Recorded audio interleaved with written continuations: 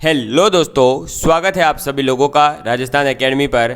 मैं परवीन सिंह आप सभी लोगों के साथ में। जैसा कि आप सभी लोग जानते हैं, रीट मेंस एग्ज़ाम के लिए या थर्ड ग्रेड टीचर के लिए जो अभी मेंस एग्ज़ाम होने वाला है जनवरी 2023 में, उसके अंतर्गत आने वाले मैथ्स के सिलेबस पर अपन बात कर रहे थे, जिसके अंदर हम यूट्यूब पर ऑलरेडी कौन कौन से पोर्शन कंप्लीट कर चुके हैं। तो परिमेय अपरिमेय संख्या वाला फर्स्ट टॉपिक वर्ग और वर्गमूल, घनमूल, घन, इसके बारे में बात कर चुके हैं। बहुपद पढ़ चुके हैं। दो चरों वाले रैखिक समीकरण अपन कंप्लीट कर चुके थे। अपना टॉपिक चल रहा था दोस्तों, ठोस आकृतियों का पृष्ठीय क्षेत्रफल और उनका आयतन कैसे निकाला जाता है, जिसके अंदर कौन कौन सी ठोस आकृतियाँ दे रखी है। तो घन, घनाभ, बेलन, शंकु और गोला, इनकी अपन बात कर रहे थे। और इसके अंदर पढ़ना था इनके पृष्ठीय क्षेत्रफल और आयतन के बारे में। और क्या पढ़ना था कि एक ठोस आकार है, उसको अगर दूसरे आकार में रूपांतरण किया जाता है, उस टाइप के क्वेश्चंस आपको पढ़ने थे। अपन ने कल लास्ट क्लास के अंदर इसकी जो भी थ्योरी थी, यानी जितने भी ये घन, घनाभ, बेलन, शंकु, इन सब के फॉर्मूले पढ़ लिए थे। एक बार रिवाइज करेंगे और फिर आज अपन क्वेश्चन प्रैक्टिस करने वाले हैं। तो ध्यान से जो है आप जल्दी से तैयार हो जाइए क्वेश्चन प्रैक्टिस के लिए।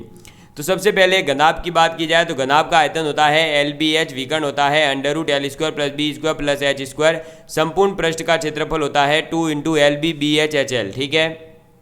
फिर था घन, घन का आयतन होता है L3, विकर्ण होता है L√3, क्षेत्रफल होता है 6L²। उसके बाद में था दोस्तों अपने सिलेंडर, सिलेंडर का आयतन होता है πr²h, वक्र पृष्ठ क्षेत्रफल होता है 2πrh और संपूर्ण पृष्ठ का क्षेत्रफल होता है 2πr × r + h। उसके बाद में था अपने पास में शंकु, शंकु की तिर्यक ऊंचाई होती है √h² + r², आयतन होता है 1/3 πr²h, वक्र पृष्ठ का क्षेत्रफल होता है πrl, संपूर्ण पृष्ठ का क्षेत्रफल होता है πr × l + r। ठीक है। उसके बाद में अपन ने बात करी थी स्फीयर यानी गोले के बारे में। गोले का आयतन होता है 4/3 πr³ सेंटीमीटर³, वक्र पृष्ठ क्षेत्रफल होता है 4πr²। अर्धगोले का आयतन होता है 2/3 πr³ और अर्धगोले का संपूर्ण पृष्ठीय क्षेत्रफल होता है 3πr²। उसके बाद में बात करी थी अपन ने शंकु के चिन्हक के बारे में, यानी फ्रस्टम ऑफ अ कॉन के बारे में। इसका आयतन होता है πh/3 × R² + r² + R × r, जिसमें कैपिटल R क्या था तो आपके बेस जो इसका आधार होता है उसकी त्रिज्या, और स्मॉल r क्या था उसके शीर्ष की त्रिज्या थी। ठीक है। संपूर्ण पृष्ठ का क्षेत्रफल क्या था तो π × R² + r × l + l × में r + r। वक्र पृष्ठ क्षेत्रफल क्या था πl × r + r। l बराबर क्या था, यानी तिर्यक ऊंचाई जो होती है चिन्ह की, वो क्या थी तो √h² + R - स्मॉल r का होल स्क्वायर। ठीक है। अब अपन करने जा रहे हैं क्वेश्चन। तो अपन ने रिवाइज कर लिया। अब अपने सामने क्वेश्चन है दोस्तों पहला, एक घनाभ की लंबाई, चौड़ाई और ऊंचाई तीनों दे रखी है। लंबाई दे रखी है 20 सेंटीमीटर, चौड़ाई है 12 सेंटीमीटर, ऊंचाई है 9 सेंटीमीटर। तो आपको इस घनाभ का आयतन बताना है, इसका संपूर्ण पृष्ठीय क्षेत्रफल बताना है और इस घनाभ का जो विकर्ण होगा उसकी लंबाई बतानी है। ठीक है। चलिए आपके लिए समय होता है स्टार्ट। करिए इस क्वेश्चन को सॉल्व करिए।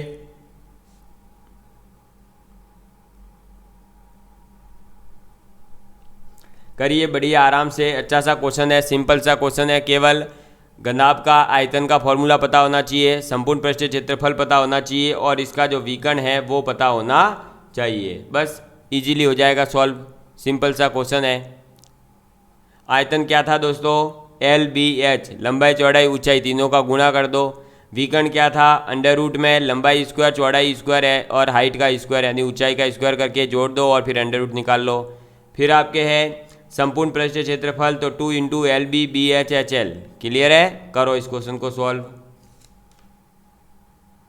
करिए। तो ये अपने समय होता है समाप्त। अब देखिए दोस्तों इसमें करना क्या है बेसिकली, तो जिसको फॉर्मूले पता है भाई, पहला फॉर्मूला क्या आएगा, आयतन निकालना है। आयतन क्या था दोस्तों, आयतन था LBH। LBH यानी वैल्यू रख दो तो 20 × 12 × 9, 12 9 कितना होता है 108। 108 का 20 यानी कि डबल यानी कि 216 और 0 यानी 2160 सेंटीमीटर³। इसका राइट आंसर हो जाएगा। तो ये अपने आयतन निकल कर आ गया। दूसरा अपने क्या पूछ रहा है दोस्तों, संपूर्ण पृष्ठीय क्षेत्रफल, संपूर्ण पृष्ठीय क्षेत्रफल, पृष्ठीय क्षेत्रफल। अब संपूर्ण पृष्ठीय क्षेत्रफल क्या है? तो संपूर्ण पृष्ठीय क्षेत्रफल का फॉर्मूला था 2 into L B plus B H plus H L. ठीक है, तो 2 इंटू एल बी यानी 20 गुणा 12 प्लस 12 गुणा 9 प्लस 9 गुणा 20। क्लियर है? अब इसको करेंगे सॉल्व। 2 गुणा 12 दूनी 24 यानी ये आएगा 240, 12 नम्मे 108 प्लस 9 दूनी 18 यानी 180। अब आप इसको जोड़ोगे तो देखो 180, 240 और 108, इन सब को जोड़ोगे तो आ जाएगा दोस्तों कितना? 528। क्यों? क्योंकि भाई देखो 100 इसमें जोड़ो 340, 340 और 80 जुड़ के कितना हो जाएगा? 420, 420 और 8 428 और 100 528। इसका 2 से गुणा होगा तो आ जाएगा कितना? 1056 सेंटीमीटर स्क्वायर। ये अपना राइट आंसर है। नंबर 3 पे अपन से क्या पूछा है? विकर्ण पूछा गया है। और घनाभ का विकर्ण क्या था दोस्तों? विकर्ण था √L² plus B² plus H²। तो ये क्या हो जाएगा? ये हो जाएगा √L² यानी 20 का स्क्वायर 400, 12 का स्क्वायर 144 और 9 का स्क्वायर 81। जब देखो ये हो जाएगा 544 और एक 545, 545 और 80 कितना हो जाएगा? 625। अंडर रूट में आ जाएगा 625। 625 के अंडर रूट की वैल्यू कितनी होती है? 25 सेंटीमीटर। ये अपना राइट आंसर हो गया। क्लियर है? तो आपसे ये तो सिंपल सा एक शुरुआत करवाई गई है, पहले बेसिक समझा गया है कि कैसे फॉर्मूले वगैरह का आप यूज करोगे। ठीक है, तो घनाभ का क्या था? लंबाई चौड़ाई ऊंचाई तीनों दे रखा था। आपने क्या करा? उसका आयतन निकालने के लिए LBH फॉर्मूला लगा दिया। संपूर्ण पृष्ठीय क्षेत्रफल निकालने के लिए 2 का गुणा कर दिया लंबाई चौड़ाई, चौड़ाई ऊंचाई, ऊंचाई लंबाई से। ठीक है, फिर विकर्ण है तो √L² plus B² plus H²। समझ में आ गई बात? क्लियर है आप सभी लोगों के लिए? चलो भाई बढ़ते हैं नेक्स्ट क्वेश्चन की ओर। नेक्स्ट क्वेश्चन है दोस्तों अपने सामने, ये इसको इधर लिया घड़ी को, और नेक्स्ट क्वेश्चन है 8 मीटर लंबा, 6 मीटर ऊंचा और 22.5 सेंटीमीटर, 22.5 सेंटीमीटर चौड़ी। क्या बोला है? 8 मीटर लंबी, 6 मीटर ऊंची, 22.5 मीटर चौड़ी सेंटीमीटर चौड़ी एक दीवार को बनाने के लिए कितनी ईंटें चाहिए? जबकि प्रत्येक ईंट का जो माप है वो कितना है दोस्तों? तो प्रत्येक ईंट का माप है 25 सेंटीमीटर लंबी है ईंट, 11.25 सेंटीमीटर चौड़ी है ईंट और 6 सेंटीमीटर ऊंची है ईंट। समझ में आ गई बात? दीवार कितनी बनानी है? 8 मीटर लंबी, 6 मीटर ऊंची और 22.5 सेंटीमीटर चौड़ी। और कौन सी ईंटों से मिलकर? तो एक ईंट है जिसकी लंबाई है 25 सेंटीमीटर, चौड़ाई है 11.25 सेंटीमीटर और ऊंचाई है 6 सेंटीमीटर। क्लियर है? तो आप जो है इस क्वेश्चन को करिए ट्राई, नहीं तो फिर मैं आप लोगों को ये बताने वाला हूँ। इसके अंदर भी केवल और केवल दीवार जो है वो कैसी होगी दोस्तों? जब लंबाई चौड़ाई और ऊंचाई तीनों अलग अलग है तो ऑब्वियस ही बात है कि वो एक घनाभ से बन रही होगी। और घनाभ है तो घनाभ का आपको क्या है? इसके अंदर आयतन का कॉन्सेप्ट यूज करके आप इसका आंसर निकाल पाएंगे कि कितनी ईंटों की आवश्यकता है। ठीक है, करिए इस क्वेश्चन को जल्दी से जल्दी। बहुत ही शानदार क्वेश्चन है, ऐसे क्वेश्चन आपके एग्जाम में आए हुए हैं। ठीक है, तो हमें ये सॉल्व करने आने चाहिए। करिए इस क्वेश्चन को सॉल्व, फिर मैं आपके सामने इसको बहुत अच्छे तरीके से और प्रेजेंट करूँगा, इसका डायग्राम वगैरह बना करके। ये बेसिकली अपने एक दीवार की बात कर रहा है जिसके अंदर कितनी ईंटें लगाऊं कि भाई इतनी दीवार बन जाए, बस ये पूछ रहा है आपसे। तो ज़्यादा इसमें कुछ पूछा नहीं गया है, ज़्यादा कोई हार्ड एंड फास्ट इसमें बात नहीं की गई है। करिए।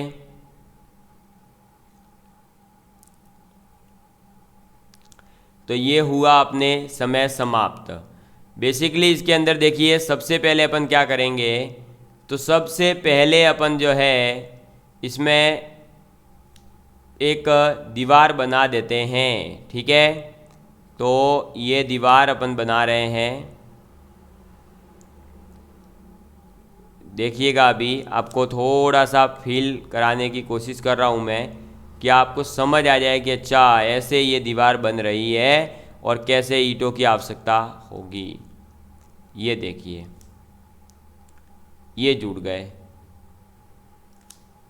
ये लो। ठीक है, ये क्या है, अपने पास में दीवार है मान लो। इस दीवार की लंबाई चौड़ाई और ऊंचाई कितनी है, तो देखो इस दीवार की लंबाई है कितनी, 8 मीटर। कितनी है लंबाई, 8 मीटर। और चौड़ाई जो है वो कितनी है, तो 22.5 सेंटीमीटर है। और इसकी ऊंचाई जो है वो कितनी है, तो 8 मीटर है। कितनी है, 8 मीटर है। समझ में आ गई बात, लंबाई चौड़ाई ऊंचाई का कॉन्सेप्ट समझ में आ गया ना। अब इसके अंदर आपको क्या करना है कि ईंटों से बनाना है। यानी ये देखो एक ईंट रखी, इसके पास में दूसरी ईंट, तीसरी ईंट, चौथी ईंट, पाँचवीं ईंट, छठी ईंट, सातवीं ईंट, फिर ऐसे 8वीं, 9वीं, 10वीं, 11वीं, 12वीं, 13वीं, 14वीं, 15वीं, ऐसे करते करते अपन क्या कर रहे हैं, ये लो ये ईंटें तैयार हो गई। ठीक है, ऐसे मान लो कि ये सभी ईंटें हैं। क्लियर है, ये देखो ऐसे ये पूरी ईंटों से अब जो है दीवार तैयार हो चुकी है। ये लो ये हो गई दीवार तैयार। तो इसमें जो ये एक ईंट है ना, ये मैं पूरी वाइट कर देता हूँ। ये एक ईंट का जो माप है वो अपन को दे रखा है।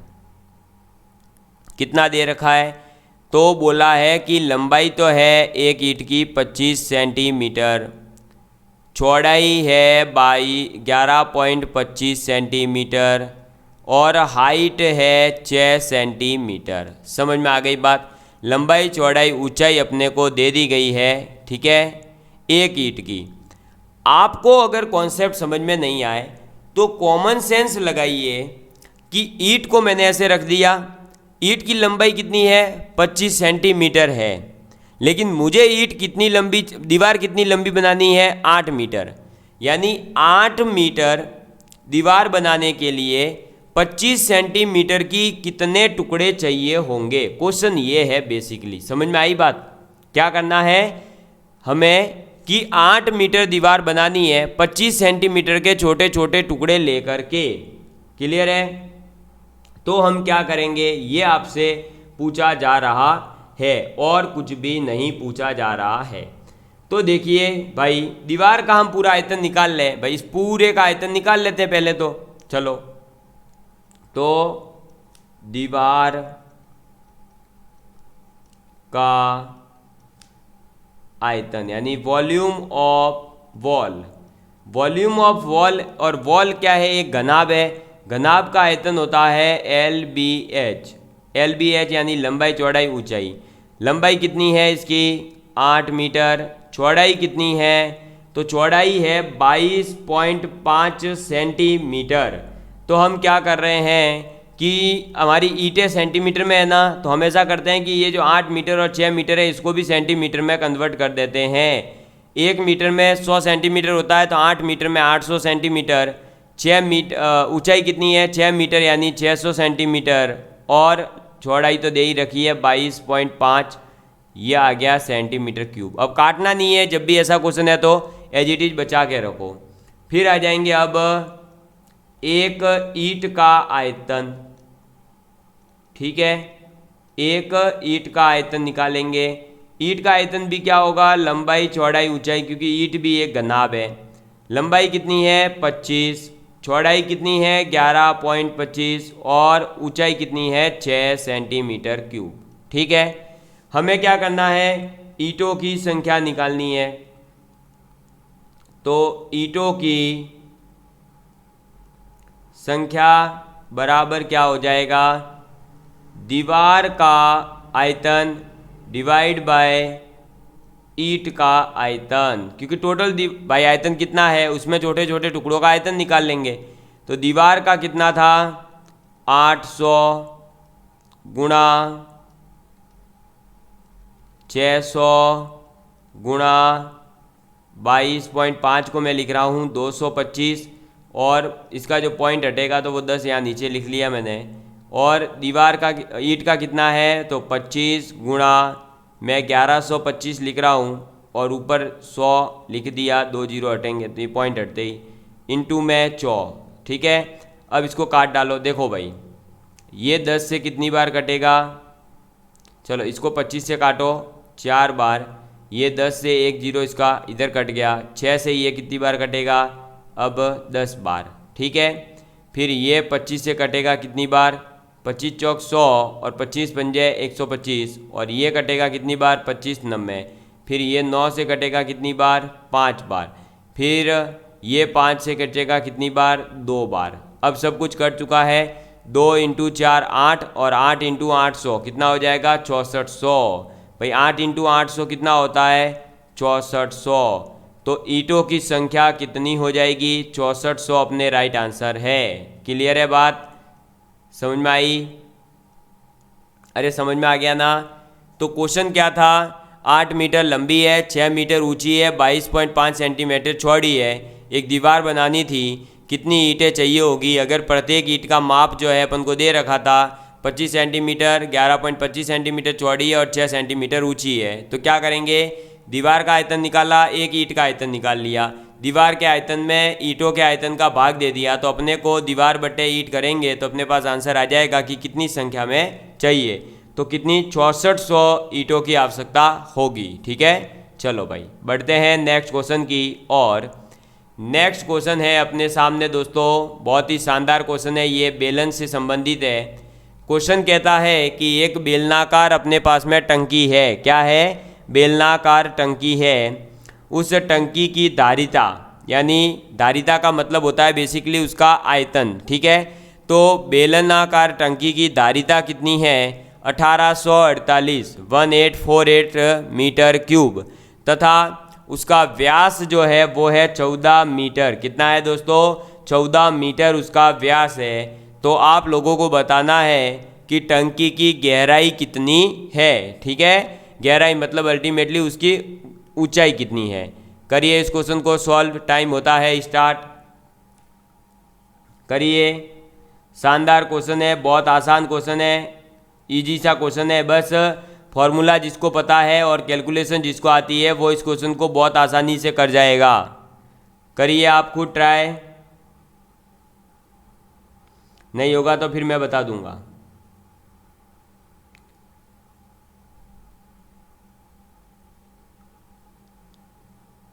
करिए जल्दी से जल्दी।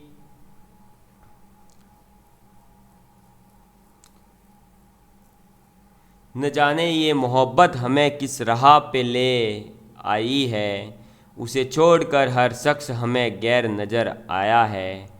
हिस्सा हिस्सा तुझे लिखूं कैसे, किस्सा किस्सा मेरी किताब है तू, तेरी आँखों के चंद ख्वाबों में मेरी किस्मत की हंसी रात है तू।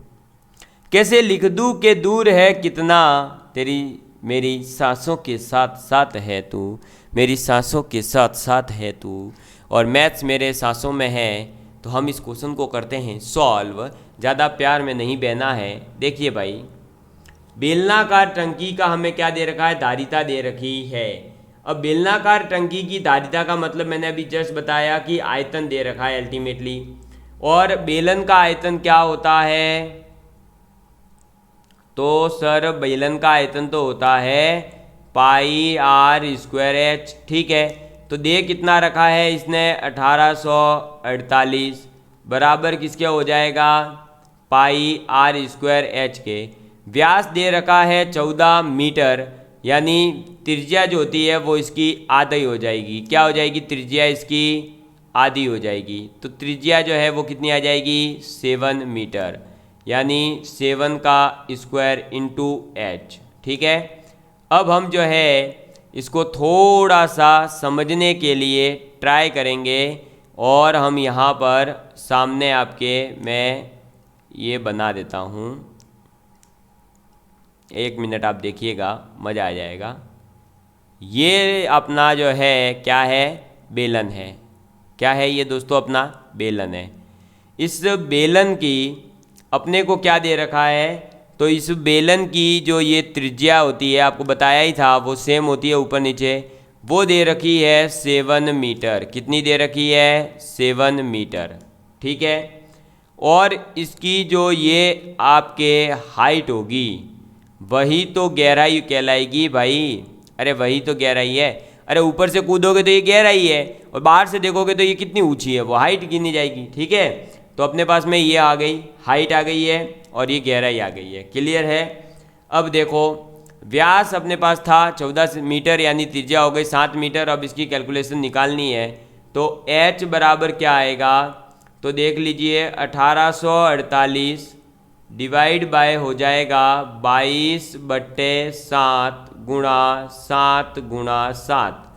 कैलकुलेशन है तो ये 7 से 7 उड़ गया। अब इसको करेंगे सॉल्व, तो ये कितना आएगा, 1848 डिवाइड बाय 22 × 7। ठीक है। अब इसको करेंगे सॉल्व, तो इसको सॉल्व करते वक्त क्या हो जाएगा, देखो ये 2 से काटेंगे आप, तो 2 9 18, 2 दूनी 4 और 2 चौक 8, और ये कट जाएगा 11 बार। 7 का भाग आप इसके अंदर दे दीजिए, तो 7 एकम 7, 2 2, 7 तिया 21, 7 दूनी 14। ठीक है। अब इसको कर देंगे और काटा पीटी, तो 11 एकम 11 और ये कटेगा 11 एकम 11, 11 दूनी 22, यानी 12 बार। कितनी बार कटेगा, 12 बार कट जाएगा। इसका मतलब इसकी जो गहराई है वो कितनी हो जाएगी, 12 मीटर हो जाएगी। तो ये जो टंकी दे रखी है, बेलनाकार टंकी दे रखी है, इस बेलनाकार टंकी का जो गहराई है वो कितनी है, 12 मीटर है। समझ में आ गई बात, क्लियर है आप सभी लोगों के लिए। तो ये था आपके क्या दोस्तों, एक बेलन से संबंधित क्वेश्चन। बढ़ते हैं आगे। नेक्स्ट क्वेश्चन जो दोस्तों आपको मैंने बताया था कि आपके भाई एक आकृति से दूसरी आकृति में जो रूपांतरण वाला दे रखा है ना सिलेबस में टॉपिक, उससे संबंधित ये क्वेश्चन है। क्वेश्चन क्या कह रहा है, देखिए, धातु के बने हुए एक घनाभ का भार आपको दे दिया गया है 16 किलोग्राम। ठीक है। यदि इसकी सभी विमाओं में से प्रत्येक विमा को 1/4 कर दें, यानी पहले अगर 1 थी तो अब 1/4 करनी है। ठीक है। विमाएँ चेंज होकर के कितनी हो रही है, 1/4। तो जो नया घनाभ बन रहा है उस नए घनाभ का भार कितना होगा, ये आप लोगों से पूछा जा रहा है। और आपको बता दूं, जब भी आप एक आकृति से दूसरी आकृति में जाएंगे तो सब चीज़ें तो चेंज होगी, उसका संपूर्ण पृष्ठीय क्षेत्रफल चेंज हो सकता है, उसका भार है वो चेंज हो सकता है, लेकिन आयतन जो है वो कभी चेंज नहीं होता है। ठीक है। अब आप इस क्वेश्चन को करिए सॉल्व, आपके लिए टाइमिंग होता है स्टार्ट। करिए, मज़ा आ जाएगा आपको ये क्वेश्चन करने में। करिए। दिल तो क्या चीज़ है, हम रूह में उतर जाते, तूने चाही नहीं चाहने वालों की तरह, तो हम कैसे उतरे तेरी रूह में। हाँ हाँ, आजकल मैं भी कहीं कहीं से पढ़ते रहता हूँ, इसलिए आजकल शायरी शेर शायरियाँ स्टार्ट कर रहा हूँ कि बस यूं ही गुमान, बस यही गुरार, सॉरी एक सेकंड, बस यही गुमान, बस यही गुरूर रहता है, तू जुदा ही सही पर दिल में रहता है। अगर आपको अच्छी लगती हो तो भाई कमेंट करके बता भी देना। वो पेंसिल सी उसकी सारी गलतियाँ माफ़, मैं कलम सा हर गलती पे खड़ा हूँ कटघरे में। चलो भाई, कटघरे में खड़े हैं तो खड़े हैं, क्वेश्चन सॉल्व करो। चलो आंसर निकालो इसका। बहुत शानदार क्वेश्चन है, इजी सा क्वेश्चन है, कोई ज़्यादा हार्ड एंड फास्ट है नहीं। तो ये अपना टाइमिंग हुआ कंप्लीट। देखिए इसके अंदर क्या करना है बेसिकली, सबसे पहले एक बड़ा घनाभ दे रखा था ऑलरेडी, उस घनाभ का आयतन कितना है मान लो, तो घनाभ का आयतन, तो जो पहले अपने पास में घनाभ है उसका आयतन मान लेते हैं लंबाई चौड़ाई ऊंचाई को XYZ, तो XYZ हो जाएगा, इसमें क्या दिक्कत है। ठीक है। अब जो नए वाला घनाभ बनेगा, नए घनाभ का आयतन, ठीक है, क्या नया जो घनाभ बना है उसका आयतन की बात कर रहे हैं। तो नए घनाभ में कंडीशन क्या थी कि प्रत्येक विमा को 1/4 करना है, यानी जो पहले x उसकी लंबाई थी तो अब x/4 हो जाएगी, चौड़ाई y थी तो y/4 हो जाएगी, ऊंचाई z थी तो z/4 हो जाएगी। बस क्लियर है। तो अब ये कितना हो जाएगा, ये हो जाएगा XYZ divide by 64 metre cube. ठीक है, अपन मीटर ही लेकर चल रहे हैं, लंबाई चौड़ाई ऊंचाई को मीटर में ही ले रहे हैं। तो घनाभ का पहले आयतन कितना था XYZ, अब कितना है XYZ/64। ठीक है, अब देखिए क्वेश्चन क्या है कि पहले भार जो था वो 16 ग्राम था। ठीक है, क्लियर है भाई। पहले भार अगर 16 ग्राम था और अब भार कितना होगा, तो देखो पहले आयतन कितना था XYZ, इसको अनुपात वाले कॉन्सेप्ट से पहले मैं बता रहा हूँ। तो पहले आयतन कितना था XYZ, तो पहले भार कितना था 16। ठीक है, अब इसके समानुपात में ही चेंज होंगे, यानी अब जो है आयतन कितना है तो XYZ/64। तो अब इसका भार कितना होगा, मान लो m होगा, कितना m। अब इसको सॉल्व करो। इसको सॉल्व करने के लिए क्या होता है आपको पता ही होगा, इसका गुणा होगा प्रथम और चतुर्थ पद का, और द्वितीय और तृतीय पद का गुणा हो जाता है। गुणा करेंगे तो आ जाएगा देखो XYZ और m, इसका जब गुणा करेंगे तो आ जाएगा XYZ/4। XYZ से कट ही जाएगा, ये XYZ से XYZ कट गया, तो m बराबर कितना आ रहा है 1/4। कितना आ रहा है 1/4, यानी कि आपका जो पहले था उसका 1/4 ही हो जाएगा। तो इसका आंसर कितना आ जाएगा 0.25 किलोग्राम। समझ में आई बात, क्लियर है आप सभी लोगों के लिए। तो क्या करा अपन ने, पहले का आयतन मान लिया XYZ, नया आयतन आ गया था XYZ/64। पहले जो आयतन होगा उसी के अनुपात में भार लिखा, तो उसके समानुपात में क्या हो जाएगा, अब जितना आयतन है उसके समानुपात में भार लिख देंगे, उससे कर सकते हैं। या फिर आप लोग सभी जानते हैं कि डेंसिटी में कोई चेंज आएगा नहीं।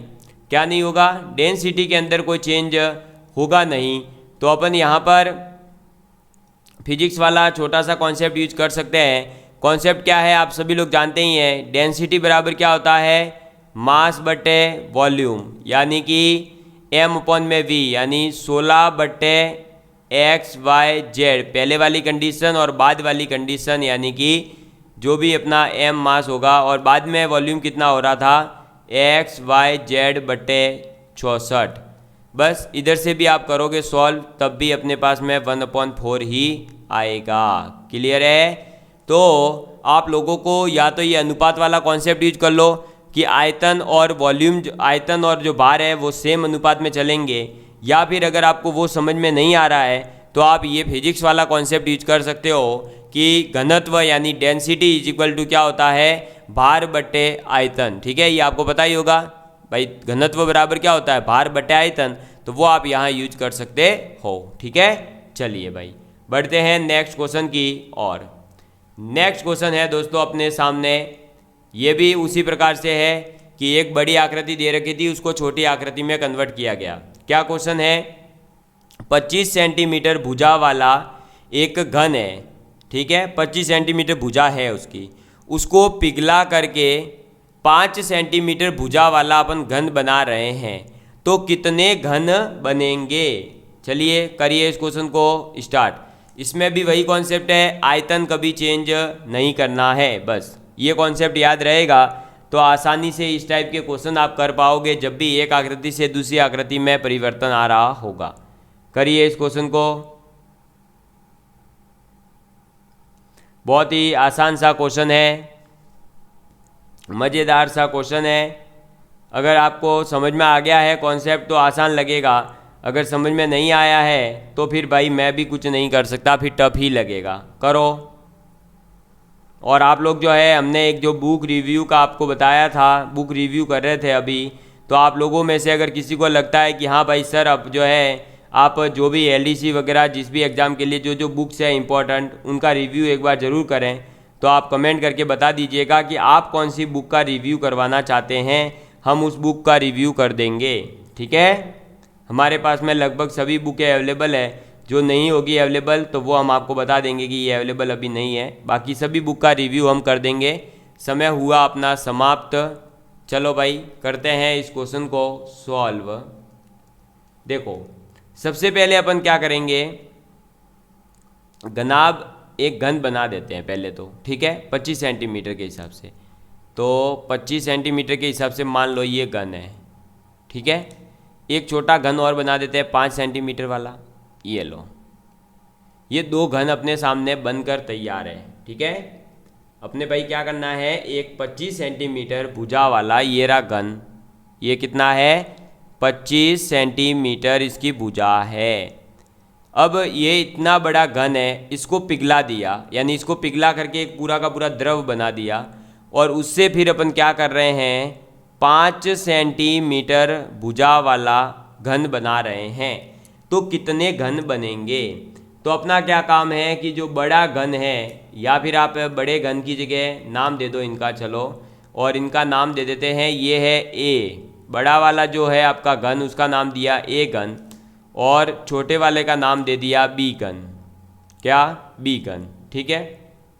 तो ए घन का आयतन, ठीक है, ए घन का आयतन, ए घन का आयतन क्या होगा आप लोगों को पता ही है। आयतन तो क्या होता है, भुजा का क्यूब। भुजा कितनी है 25 सेंटीमीटर, 25 सेंटीमीटर का क्यूब करेंगे तो 25 का स्क्वायर होता है 625, तो 625 इंटू 25 सेंटीमीटर, बस यही लिख दो, ठीक है। तो ये आ गया ए घन का आयतन। ऐसे ही अब बी घन का आयतन, तो बी घन का आयतन क्या हो जाएगा, तो बी घन की भुजा क्या है 5 सेंटीमीटर, 5 सेंटीमीटर का क्यूब करेंगे तो कितना आएगा 25, 5 का स्क्वायर, और 25 इंटू 5 और करना है, तो अपन इसको एज इट इज रख रहे हैं, ठीक है। अब देखिए आपको क्या निकालना है, घनों की संख्या, ठीक है भाई। छोटे घन कितने बनेंगे, जो बी साइज के घन है, यानी बी घनों की संख्या, कितने घन बनाए जा सकते हैं, ठीक है। तो अपने पास में बड़े वाले घन का यानी ए का आयतन बटे बी का आयतन, ए का आयतन कितना दे रखा है 625 गुणा 25 डिवाइड बाय बी का आयतन कितना है 25 गुणा 5, ठीक है। अब इसको काट दो तो ये देखो 25 से 25 कट गया, इसलिए मैंने बोला है कि पहले ही आप 625 वगैरह और इसको पूरा सॉल्व करके नहीं बैठें, आप जो आपको दिख रहा हो कि ये कट सकता है उसको रखें। अब इस 5 से आप डायरेक्ट इसको डिवाइड करेंगे तो कितनी बार डिवाइड होगा, तो देखिए 5 का डिवाइड करो, 5 एकम 5, फिर 1 2 यानी 5 दूनी 10, फिर 2 5 यानी 50 25, तो 125 कितने, ये जो बी घन है यानी ये जो छोटे घन है वो कितने बनेंगे 125 घन बनेंगे। क्लियर है बात, समझ में आ गई बात।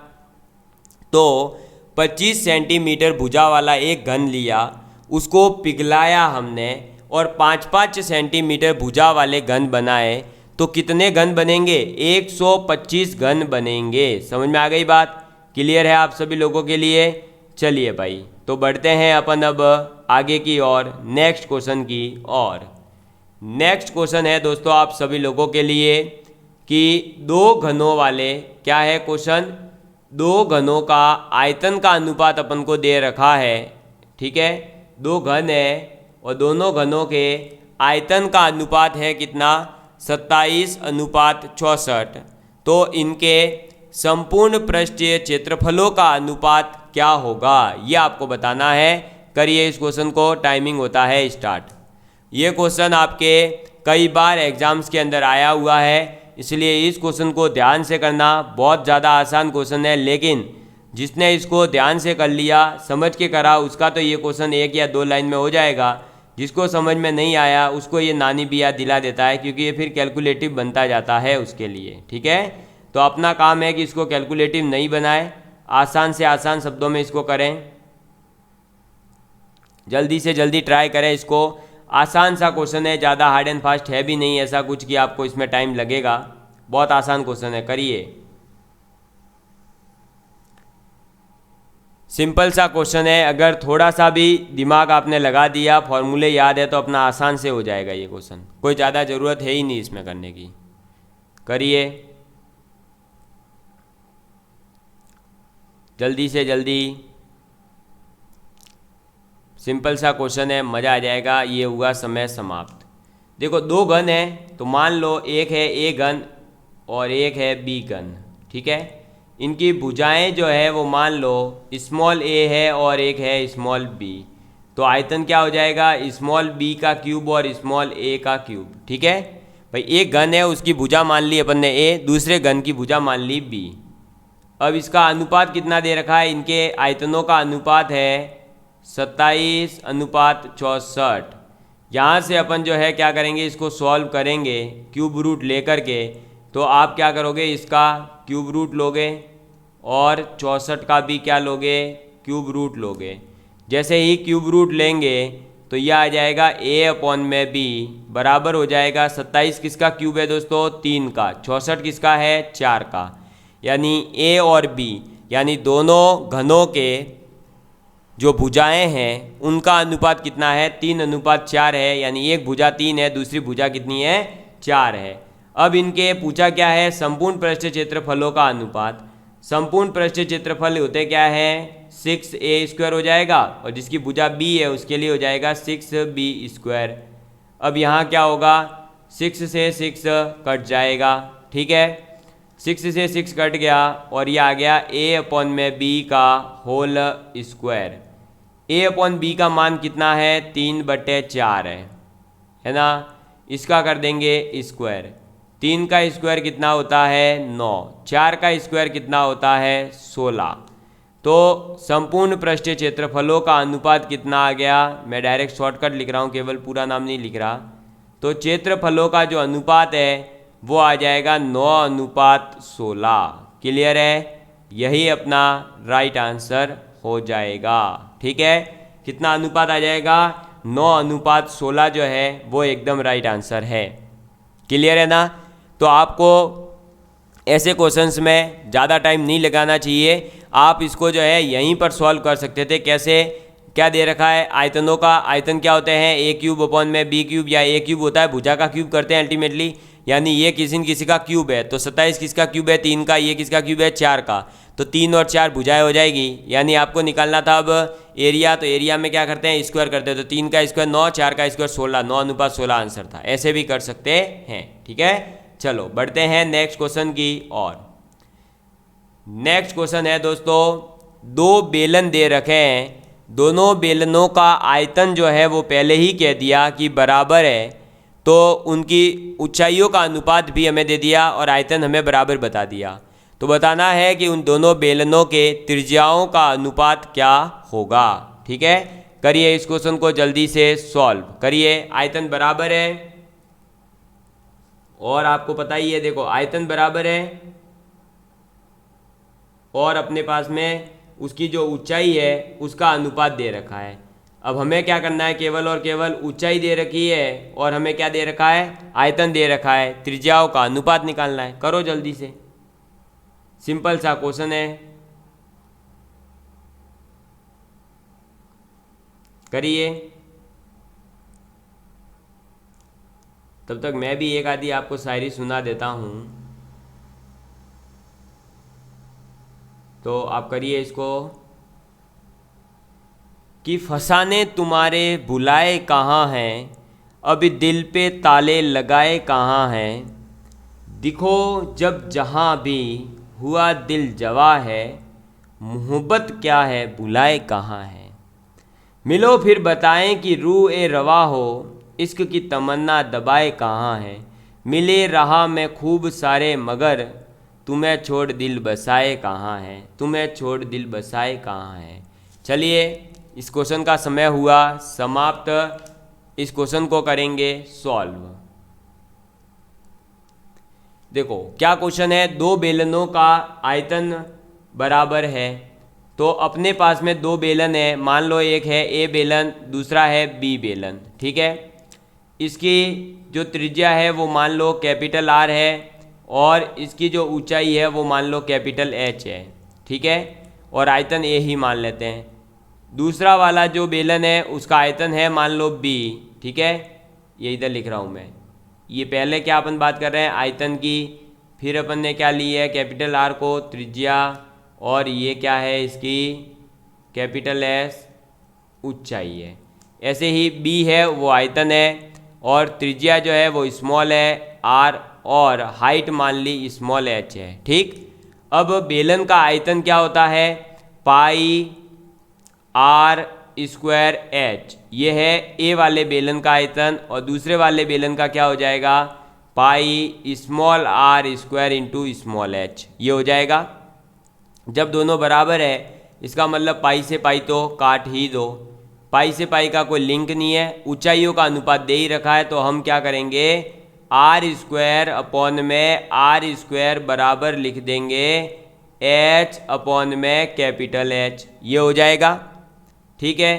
अब देखो भाई आर का square divide by small R का स्क्वायर बराबर ऊंचाई का अनुपात देखो क्या दे रखा है 1:3, जबकि हमारे पास में क्या है देखो हमने 1:3 कैसे दे रखा है पता है, ए और बी क्रमशः दे रखे हैं 1:3, हमने क्या करा है उल्टा कर दिया है। क्यों?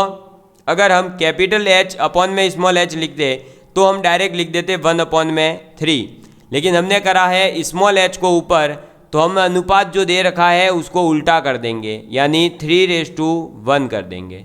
तो अब यहाँ से जब आर का स्क्वायर रूट निकालोगे तो कैपिटल आर और स्मॉल आर का अनुपात जो है वो आ जाएगा √3:1, क्योंकि एक का जो है वो एक ही होता है।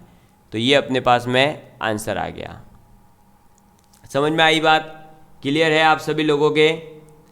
अरे समझ में आ गई ना बात? क्या करना था, केवल और केवल दोनों का आयतन बराबर करना था, फिर दोनों के हाइट का अनुपात दे रखा था। बस ध्यान ये रखना था कि जब आप उसके अनुपात को लोगे हाइट के अनुपात को तो वो उल्टा हो जाएगा। 1:3 दे रखा था, आप लोगे 3:1। क्यों? क्योंकि आप जब इसको इसके नीचे भेजोगे तो हाइट का रेशियो जो है वो कन्वर्ट हो रहा है, उल्टा हो रहा है, इसलिए केवल। ठीक है, समझ में आई ना बात भाई? अगर हम capital H upon small H लिखते तब 1:3 लेते, हमने रेशियो उल्टा कर दिया, small H upon capital H कर दिया, तो 3:1 अनुपात हो जाएगा, और 3:1 है तो आप इसको चेंज कर दोगे। वैसे भी आपको पता है कि हाइट और रेडियस दोनों ही बेलन के आयतन में डायरेक्टली में आ रहे हैं, तो एक दूसरे के उल्टे आएंगे। जिसकी हाइट ज़्यादा होगी उसके जो है आपकी रेडियस कम हो जाएगी, जिसकी रेडियस ज़्यादा है उसकी हाइट कम हो जाएगी। क्लियर है? चलो भाई बढ़ते हैं नेक्स्ट क्वेश्चन की ओर। नेक्स्ट क्वेश्चन क्या है दोस्तों? तो ये वापस से वही पिघलाने वाला क्वेश्चन है। जैसा मैंने आपको पीछे बताया है कि आकृति परिवर्तन के क्वेश्चंस आपके सिलेबस में स्पष्ट मेंशन है, तो आते ही आते हैं। ये क्वेश्चन है कि एक तार को पिघलाकर 1/3 त्रिज्या की तार बनाने पर, एक तार है ऑलरेडी, तार आपको बता दूं बेलनाकार होता है, ठीक है। वो तार है उसको अपन ने पिघला दिया और उसकी त्रिज्या मान लो 1 थी, तो अब जो नया तार बनाया है उसकी त्रिज्या हो गई 1/3। आयतन जो है वो समान रखा है, तो लंबाई का अनुपात क्या हो जाएगा भाई? लंबाई जो है कितनी चेंज हो जाएगी? पहले क्या था, रेडियस का अनुपात पूछा, अब लंबाई का अनुपात पूछा है। सेम क्वेश्चन है जो पीछे करा है, करिए इसको सॉल्व करिए। चाय सी तासीर है मोहब्बत की, हड़बड़ी में जला देगी, चुस्कियों में मजा देगी। करो भाई करो, क्वेश्चन करो। आसान सा क्वेश्चन है, सिंपल सा।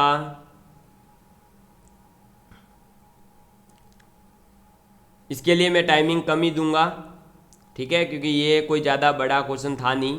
पिछले एक बार बता चुका हूँ, वही कॉन्सेप्ट लगाना था। चलिए देखो भाई, पहले अपने पास में आयतन कितना है और बाद में कितना है, तो ए और बी नाम दे दिया। पहले आयतन मान लो अपने पास लिया अपन ने πr²h, तो अब कितना हो जाएगा? अब हो जाएगा पाई, रेडियस हो जाएगी r/3 का स्क्वायर इंटू में h। क्लियर है? अब पहले का आयतन और दूसरे का आयतन बराबर है, यानी a बराबर बोल दिया है b, तो πr² बराबर हो जाएगा πr/3 का स्क्वायर और ये h। क्लियर है? एच जो है, सॉरी यहाँ पर एच नहीं आएगा, लंबाई में चेंज आ रहा है। तो यहाँ पर मान लो लंबाई है पी, मैं प्रवीण सर के नाम से रख रहा हूँ पी ही, मेरा नाम है ना भाई, तो मैंने यहाँ पी रखा। आपकी इच्छा करे तो एम के एच जो रखना है वो रख देना।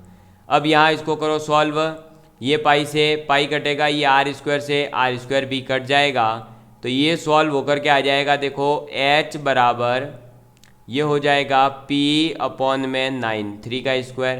तो जो नई वाली हाइट आ रही है दूसरे वाले बेलन की, या जो दूसरा तार बनाया जाएगा उस तार की हाइट कितनी आएगी, पहले के कंपैरिजन में 9 गुना।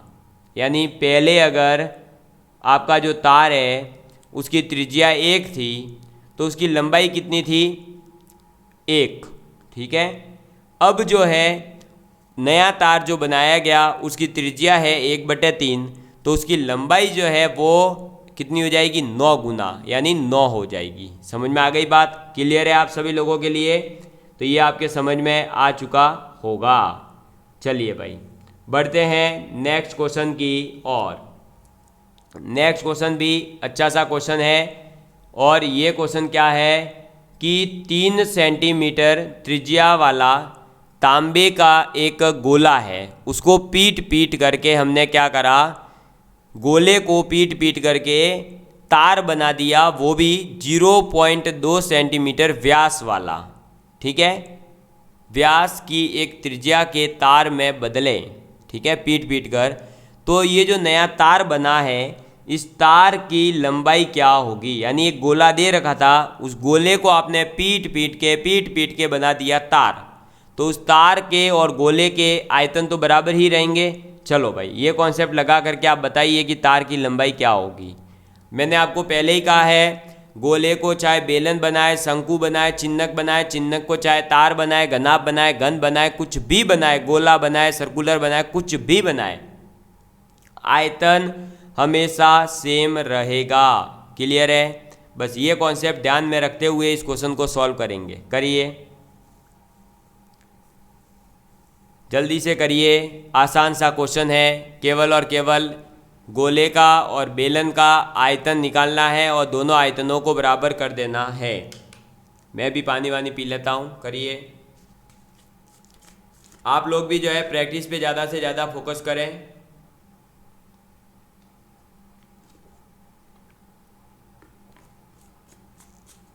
करिए भाई करिए।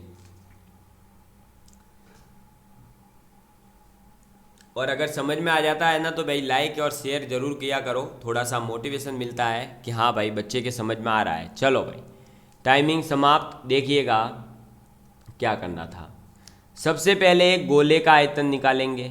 भाई जो गोला दे रखा था ना 3 सेंटीमीटर त्रिज्या वाला, उस गोले का आयतन निकालो। गोले का आयतन, आपको बता दूं आयतन जो है वो बराबर क्यों रहता है। भाई देखो, एक गिलास में मान लो 2 लीटर पानी आ रहा है, उस 2 लीटर पानी को, एक गिलास में 2 लीटर पानी आ रहा है, अब हमने उस गिलास से क्या कर दिया दोस्तों, कटोरी बना दी, तो उस कटोरी में भी उसका जो आयतन होगा वो 2 लीटर ही रहेगा। ऐसा नहीं है कि वो बढ़ करके कोई 50-60 सेंटीमीटर या 50-60 लीटर का बन जाएगा, नहीं बनेगा, वो 2 लीटर ही पानी उसमें आ पाएगा। इसलिए ठीक है, मात्रा जो आने वाली है वो सेम ही रहती है, इसलिए आयतन सेम रहेगा। गोले का आयतन होता क्या है, तो होता है 4/3 पाई आर क्यूब। आर कितना है, 3 सेंटीमीटर। जब भी देखो आपसे, जब भी एग्जाम में जैसे सभी क्वेश्चन में जो यूनिट्स है वो सेंटीमीटर यूज हो रही है, तो आप सेंटीमीटर में ही रखो, फिर उसको मीटर में कन्वर्ट मत करना, क्योंकि आंसर भी सेंटीमीटर में होगा। हाँ, अगर आंसर मीटर वगैरह में है तो आप पहले आंसर अपना सेंटीमीटर में निकालो, फिर लास्ट में चेंज करो। फालतू पहले से अपने जो है अपने सिर में भेजामारी नहीं पालनी है। तो ये आ गया गोले का आयतन 4/3 पाई आर क्यूब सेंटीमीटर क्यूब। ठीक है, अब तार का आयतन, और तार क्या है, एक बेलन है, ये आप लोग सभी जानते हैं। ठीक है, तो बेलन का आयतन कितना होता है, pi r square h. Pi r square h, r कितना है, तो आर है 0.2 सेंटीमीटर, ये व्यास है, तो त्रिज्या कितनी हो जाएगी, 0.1 का स्क्वायर इंटू लंबाई एच तो अपन को निकालनी ही है, और ये हो जाएगा सेंटीमीटर क्यूब। मैंने पहले ही बोला था दोनों का आयतन बराबर होगा, तो गोले का वॉल्यूम V बराबर हो जाएगा तार का वॉल्यूम V यानी, ठीक है। गोले का कितना है 4/3 पाई R कितना है 3 का क्यूब बराबर तार का वॉल्यूम क्या है पाई R² H, ठीक है। अब इसको काटो, पाई से पाई कट गया, 3 से ये कटेगा तो ये आ जाएगा 2, ठीक है। अब ये क्या हो जाएगा देखो 4 गुणा 3 का स्क्वायर 9 बराबर 0.1 का स्क्वायर कितना हो जाएगा, तो 0.1 गुणा 0.1 गुणा H, ये पॉइंट हटा तो आ जाएगा नीचे 10, ये पॉइंट आएगा तो नीचे आ जाएगा 10, तो H बराबर कितना आ जाएगा देखो 10 × 10 100 और 9 चौक 36 यानी ये आ जाएगा 3600 सेंटीमीटर। अगर आपसे ऑप्शन मीटर में दे रखा है तो आप इसको कर दोगे 36 मीटर, अगर आपके ऑप्शन किलोमीटर में दे रखा है तो आप कर दोगे 0.036 किलोमीटर, और आगे कोई यूनिट है तो वो चेंज कर दोगे। समझ में आ गई बात। तो मैंने आपको सेंटीमीटर, मीटर, किलोमीटर तीनों में आंसर बता दिया कि जो तार है वो तार की लंबाई कितनी होगी, तो 3600 सेंटीमीटर कह सकते हो, 36 मीटर कह सकते हो, या 0.036 किलोमीटर कह सकते हो, ठीक है। चलिए भाई बढ़ते हैं नेक्स्ट क्वेश्चन की ओर। नेक्स्ट क्वेश्चन क्या है दोस्तों, तो नेक्स्ट क्वेश्चन है कि 3 सेंटीमीटर व्यास वाले धातु का एक ठोस गोला था, वो कितने पिघलाए जाए। भाई 3 सेंटीमीटर के गोले हैं अपने पास में, मान लो X, उनको कितने गोले लेकर के पिघलाया जाए कि इनसे बनने वाला जो बेलन है उस बेलन की व्यास और ऊंचाई 54 सेंटीमीटर है और व्यास है 4 सेंटीमीटर। तो आपको पहले ही बताया है बेलन का आयतन और गोले का आयतन बराबर होना चाहिए। बेलन का आयतन निकाल दो, गोले के आयतन के बराबर कर दो, वहाँ से आपको पता चल जाएगा कि कितने गोलों की आवश्यकता पड़ेगी, ठीक है। करिए इस क्वेश्चन को सॉल्व। ये लीजिए टाइमिंग स्टार्ट हो गई है आप लोगों के लिए, करिए जल्दी से जल्दी करिए इस क्वेश्चन को सॉल्व, मज़ा आ जाएगा आप लोगों को। करिए। आज तेरा ख्याल बड़े ही दिलचस्प मोड़ पर आया है, आज तेरा ख्याल बड़े ही दिलचस्प मोड़ पे आया है, लम्हों पर सजा है तेरा नाम और आंखों में इश्क उतर आया है। तो ज़रूर कमेंट करके बताना मैं कैसा सिंगर हूँ, क्या सोनू निगम जी के साथ में टक्कर ले सकता हूँ, तो बताना भाई, ट्राई करेंगे। तुम न मिल पाए तो शिद्दत से ख्याल आने लगा, हाय उन लोगों की तकलीफ जिन्हें हम न मिले। करना भाई, कमेंट करना। हाँ मेरी सिंगिंग बहुत अच्छी है, ऐसी मैं मजाक कर रहा हूँ। चलो भाई करो इस क्वेश्चन को सॉल्व। देखो थोड़ा सा जो है टाइम पास ज़रूरी है, वरना क्या हो जाता है फिर पढ़ते पढ़ते आप लोग क्वेश्चन करते करते कहीं क्वेश्चन में गुलमुल हो जाओ। तो देखो भाई गोले का आयतन निकालेंगे, गोले का आयतन, आयतन, अच्छा आयतन लिखना है, मैं आलतन लिख रहा हूँ। तो गोले का आयतन, गोले का आयतन कितना है दोस्तों, तो 4/3 पाई R कितना है 3 सेंटीमीटर ही है और इसका क्यूब, यानी ये सेंटीमीटर क्यूब में आ गया। अब बेलन का आयतन, ठीक है, बेलन का आयतन कितना होता है पाई R² H, पाई R कितना है, तो व्यास है 4 सेंटीमीटर, तो त्रिज्या हो जाएगी 2 सेंटीमीटर, यानी 2 का स्क्वायर और ये आ जाएगा 54 और ये हो जाएगा सेंटीमीटर क्यूब। अब आप लोगों को क्वेश्चन क्या पूछा है, कितने गोले चाहिए, यानी इतने आयतन कितनी बार लिया जाए कि इतना आयतन बन जाए। तो मान लिया n गोले ले लिए, कितने n गोले, तब अपना एक बेलन बनता है, ठीक है। एक सेकेंड, हाँ जी, तो बैटरी क्या है लो हो जाती है, तो देखो भाई अपनी इंसान की हो जाती है तो कंप्यूटर की तो होगी। तो n गोले बराबर क्या है, एक बेलन। ठीक है, n गोले मिल करके एक बेलन बनाना है, तो n अपने को निकालना था। गोले का आयतन कितना है, 4/3 पाई r क्यूब यानी कि 3 का क्यूब यानी ये 27। बेलन का आयतन कितना है, तो पाई r स्क्वायर यानी 4 इंटू में 54। क्लियर है। अब इधर काटा पेटी कर दो, तो ये पाई से पाई गया, ये 4 से 4 गया, 3 से ये 9 बार गया, 9 से ये 6 बार गया। तो n बराबर कितना आ गया, तो n बराबर आ गया 6। कितना आ गया, 6। यानी हम अगर 6 गोले लेते हैं, कितने, 6 गोले, तो वो 6 के 6 गोले मिलेंगे तब एक बेलन बनेगा, और उस बेलन का व्यास जो होगा वो 4 सेंटीमीटर होगा, और उसकी जो लंबाई है, ऊंचाई है, वो होगी 54 सेंटीमीटर। समझ में आ गई बात। तो कितने गोले लेने पड़ेंगे, 6 गोले लेने पड़ेंगे। बढ़ते हैं आगे नेक्स्ट क्वेश्चन की ओर। नेक्स्ट क्वेश्चन है दोस्तों, बहुत ही शानदार सा क्वेश्चन है। इसमें मैंने ऑप्शन भी रखे हैं आप सभी लोगों के लिए। और ये क्वेश्चन क्या है कि 3 सेंटीमीटर, 4 सेंटीमीटर और 5 सेंटीमीटर त्रिज्याओं वाले गोले को पिघला करके एक नया गोला बनाया जाता है। देखो, 3 सेंटीमीटर का एक गोला, एक 4 सेंटीमीटर का गोला, एक 5 सेंटीमीटर का गोला। ठीक है, अलग अलग गोले हैं अपने पास में।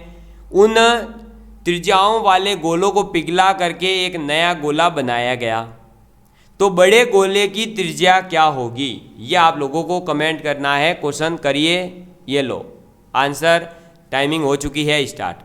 कॉन्सेप्ट यही है कि तीनों छोटे छोटे गोलों का अलग अलग आयतन निकालो, टोटल आयतन को फिर ऐड कर दो, और वो टोटल आयतन बराबर हो जाएगा एक बड़े गोले के आयतन के।